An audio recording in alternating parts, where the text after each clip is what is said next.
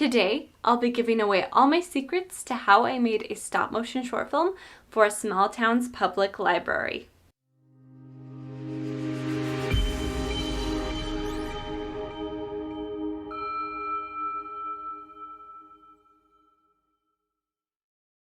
Kendra Joy here. Thanks for tuning in. My channel's all about giving you joy through entertainment and sharing the knowledge I gain as I go through this journey of becoming a filmmaker. If you haven't already, be sure to click that red subscribe button below and click the bell icon to be notified of my new short films and videos coming up.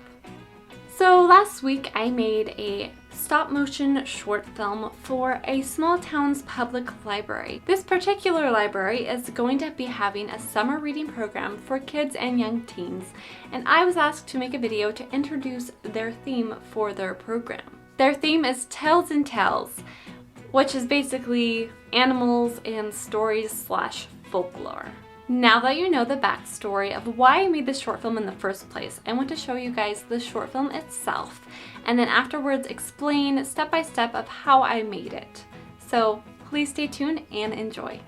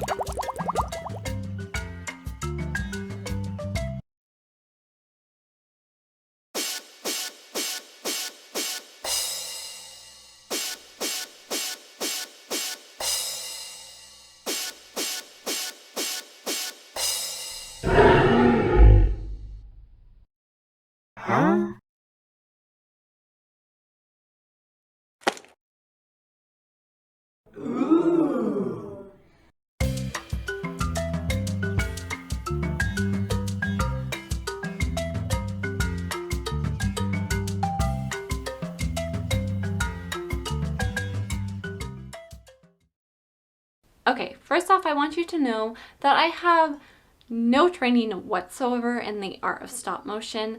This whole project was an experiment, and it was a lot of fun to just mess around and learn a little bit about stop motion. So I am not a professional at all, but I'd like to take you through the steps of how I made my stop motion. Step 1, come up with the story. So the librarian who asked me to do this project met with me, and we discussed what she envisioned to be the idea for the short film, the storyline and everything. And then I added a few of my own ideas, and together we came up with something that we felt would be entertaining for the kids who would possibly be signing up for the summer reading program. So step 2 is go to the location and set up. The location for this particular project was the library. And so I went over there after hours and met the librarian to make the short film so that we weren't doing it during the library hours when people were going to be there and everything. So we selected the books we wanted, and then we started to set up the first shot, which was the books sliding off the shelves. So setting up that first shot not only meant that we needed to put the books on the shelves where they needed to go, but we also set up my camera as well as a light I had brought. Well, as soon as I plugged that light in, for some reason it just decided to burn out, like right then and there, and it was not one I could easily replace the light bulb with, so we weren't able to use that light, because every time you try to make a film, something has to happen. So we just worked with the lighting that was already in the building and just kept going from there. Which brings us to step 3, start taking pictures. Now this is like the most tedious part of the entire process, in my opinion, and how stop motion even works is you take the subject of the shot you're creating and inch it into the position you would like it to be in. For instance, I needed each book to come off the shelves by themselves. So starting with the first book, I pulled out the book like barely and then took a picture, then pulled it out some more and took a picture, and then pulled it out some more and took another picture, and so on. Halfway through the process, I switched from taking pictures to filming, just to speed up the progress of the project. And so what I did was I hit the record button on my camera, I pulled out the book, let go, moved my hand out of the shot, pulled out the book, let go, moved my hand out of the shot, pulled out the book, let go, moved my hand out of the shot, and so on. Step 3 took around 3 hours to complete. And then it was time for step 4, which is editing. I use the free version of DaVinci Resolve, and I absolutely love it, and I highly recommend it. And if you guys would like me to do a review video on DaVinci Resolve, the free version of DaVinci Resolve, please let me know in the comments below. Now, editing this 1.5 minute short film took around 8 hours. And how I did it was I added each picture that I had taken to the timeline, I shortened its duration to less than half a second, and then I placed the pictures in the correct order, and this was the outcome.